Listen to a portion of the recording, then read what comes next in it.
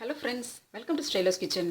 இன்றைக்கி நம்ம ஸ்டைலோஸ் கிச்சனில் நம்ம எல்லாருக்கும் ரொம்பவே பிடிச்ச முக்கணிகளில் முதன்மையான கனி மாம்பழம். அதை வச்சு ஒரு அருமையான பாயசம் பண்ணியிருக்கோம்.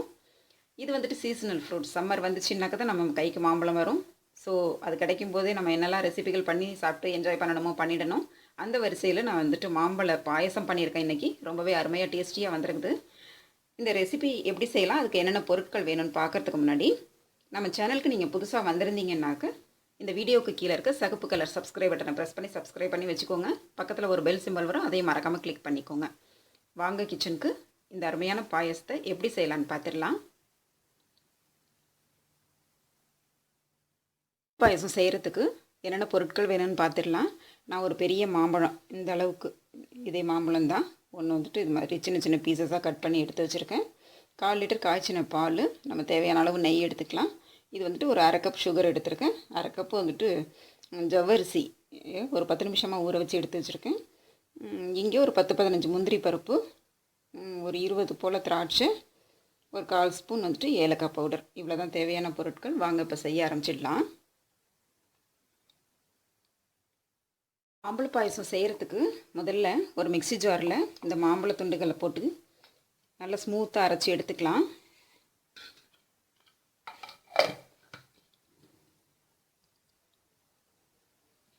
பாருங்கள், அரைச்சி எடுத்துகிட்டு வந்துட்டேன். இதை அதே பாத்திரத்தில் நம்ம ட்ரான்ஸ்ஃபர் பண்ணி வச்சுக்கலாம். தனியாக எடுத்து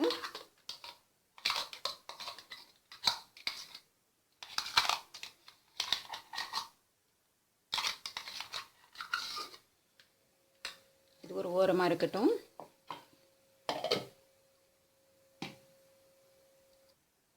இப்போது ஒரு பேனில் நம்ம ஒரு 2 ஸ்பூன் போல் நெய் போட்டுக்கலாம்.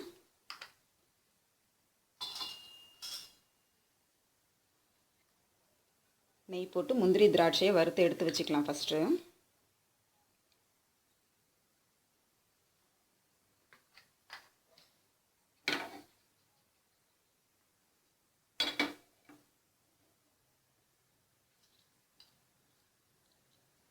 முதல்ல திராட்சையை போட்டு எடுத்துக்கலாம்.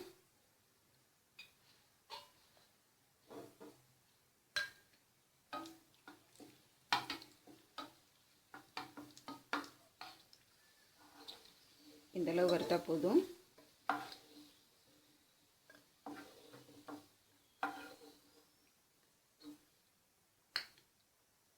அடுத்து இந்த முந்திரி பருப்பை போட்டு வறுத்துக்கலாம்.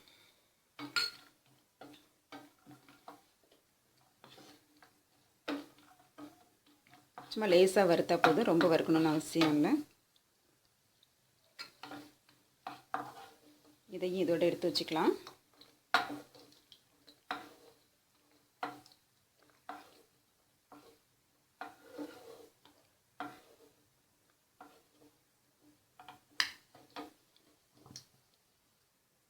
இப்போ அதே பேனில் நம்ம எடுத்து வச்சுருக்க பாலை சேர்த்துக்கிறேன்.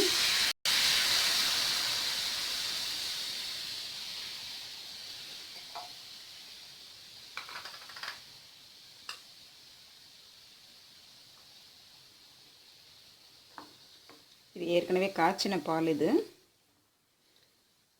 இதோட நம்ம வச்சுருக்கிற இந்த ஜவ்வரிசியை சேர்த்து கொஞ்சமாக வேக வச்சுக்கலாம்.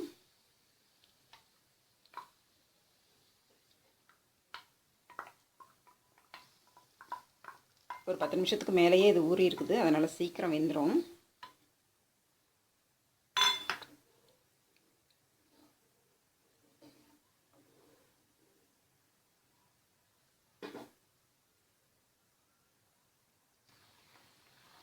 ஜவ்வரிசி போதுமான அளவுக்கு வெந்துருச்சு. இப்போ நம்ம எடுத்து வச்சுருக்கிற சர்க்கரை இதோட சேர்த்துக்கலாம்.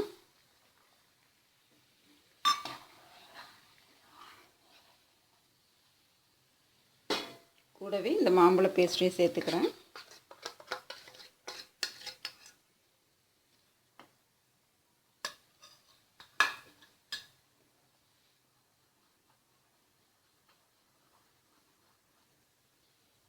நல்லா கலந்து விட்டுக்கலாம். நம்ம போட்ட சர்க்கரையெல்லாம் கரைஞ்சி ஒரு கொதி வந்துருச்சு. இப்போ நம்ம எடுத்து வச்சுருக்கிற ஏலக்காய் பவுடரை போட்டுக்கலாம்.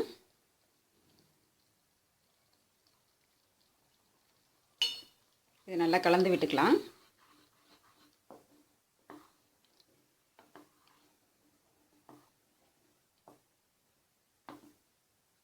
கடைசியாக நம்ம வறுத்து வச்சுருக்க முந்திரி திராட்சை, அது வறுத்த நெய் இதுலேயே இருக்குது, அது எல்லாத்தையுமே போட்டுக்கலாம்.